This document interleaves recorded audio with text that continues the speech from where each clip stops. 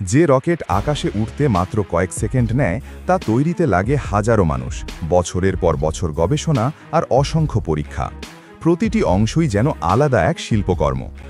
আজ আমরা দেখব নাসার কারখানায় কিভাবে জন্ম নেয় এক একটা দানবীয় রকেট। রকেট তৈরির কাজ শুরু হয় একটা বিশাল কারখানার ভেতর, যেখানে কয়েকতলা বিল্ডিংয়ের মতো লম্বা ধাতব অংশ একটার পর একটা সাজিয়ে রাখা থাকে। কর্মীরা প্রতিটা অংশকে আলাদা আলাদা করে তৈরি করে, তারপর সেগুলো বিশাল মেশিনের সাহায্যে একসাথে যুক্ত করে। রকেটের সবচেয়ে গুরুত্বপূর্ণ অংশ এর মূল দেহ, একটা লম্বা সিলিন্ডারের মতো কাঠামো, যেটাকে সাধারণত রকেটের গায়ের ফ্রেম বলা যায়।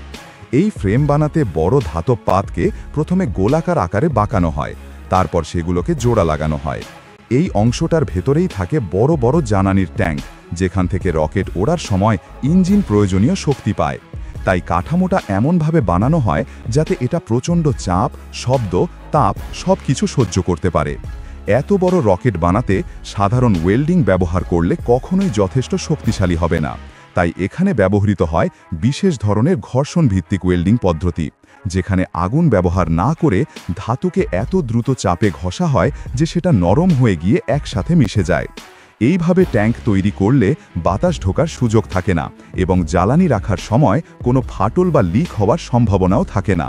রকেটের মূল দেহ তৈরি হয়ে গেলে পরের ধাপে আসে তার শক্তি যোগানোর অংশ, অর্থাৎ বুস্টার ও ইঞ্জিন প্রস্তুত করা।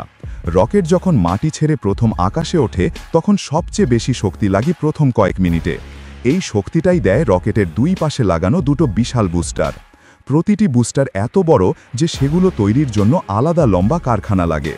বুস্টারগুলো কয়েকটি বড় ধাতবঞ্জে ভাগ করা থাকে। প্রতিটি অংশ আলাদাভাবে পরীক্ষা করা হয়, পরিষ্কার করা হয়, তারপর বিশেষ ইনসুলেশন লাগানো হয় যাতে উত্তাপে কোনো ক্ষতি না হয়। এই বুস্টারগুলোর কাজ হলো রকেটকে প্রথম ধাক্কাটা দেওয়া, যাতে রকেট মাটি থেকে উঠে আকাশে নিজের গতিতে চলতে পারে। তাই প্রতিটি জোড়া লাগানোর জায়গা, প্রতিটি স্ক্রু সবকিছু একদম মাপ মতো নিখুঁত হতে হয়। একবার বুস্টার সম্পূর্ণ হলে বিশাল ক্রেন দিয়ে তা রকেটের মূল দেহের পাশে স্থাপন করা হয়। এরপর আসে রকেটের নিচের অংশ, যেখানে থাকে এর প্রধান ইঞ্জিনগুলো।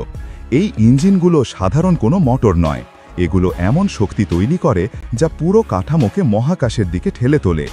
সব অংশ জোড়া লাগানো শেষ হলেই রকেট প্রস্তুত হয়ে যায় না, বরং এখান থেকেই শুরু হয় সবচেয়ে গুরুত্বপূর্ণ ধাপ, পরীক্ষা। রকেট আকাশে ওঠার সময় প্রচণ্ড চাপ, কম্পন আর তাপের মধ্য দিয়ে যায়। তাই মাটিতেই সেই পরিবেশ কৃত্রিমভাবে তৈরি করে প্রথমে দেখা হয় রকেট সেটা সহ্য করতে পারে কিনা। বড় বড় মেশিন রকেটের দেহে বিভিন্ন দিক থেকে চাপ দেয়, রকেটকে নাড়াচাড়া করে, ট্যাঙ্কে ঝাঁকুনি দেয়, যেন ওড়ার সময় যে ধরনের চাপ পড়বে তা আগেই নকল করা যায়। এরপর আসে জ্বালানি ভরার পরীক্ষা। এখানে রকেটের ট্যাঙ্কে ব্যবহার করা হয় খুব ঠান্ডা তরল জ্বালানি, যেটা রকেটকে চালাতে সাহায্য করে। একই সময় রকেটের নিয়ন্ত্রণ ব্যবস্থা চালু করা হয়, যাতে বোঝা যায় নির্দেশনা ঠিকমতো অনুসরণ করছে কিনা। এবার সবচেয়ে গুরুত্বপূর্ণ পরীক্ষা হলো ইঞ্জিন জ্বালানো। এই পরীক্ষায় রকেটকে স্থিরভাবে ধরে রেখে তার ইঞ্জিনগুলোকে পুরো শক্তিতে চালানো হয় কয়েক মিনিটের জন্য। প্রচণ্ড আগুন, শব্দ আর তাপ বের হয়, আর বিজ্ঞানীরা মনোযোগ দিয়ে দেখেন কোথাও অতিরিক্ত কম্পন, তাপ বা ত্রুটি হচ্ছে কিনা। সব পরীক্ষা পাশ করার পর রকেটকে নিয়ে যাওয়া হয় লঞ্চ প্যাডে, যেখানে শেষ প্রস্তুতিগুলো সম্পন্ন হয়। লঞ্চ প্যাডের কাজ শুধুই রকেট দাঁড় করানো নয়, এখানেও থাকে অনেক গুরুত্বপূর্ণ সুরক্ষা ব্যবস্থা।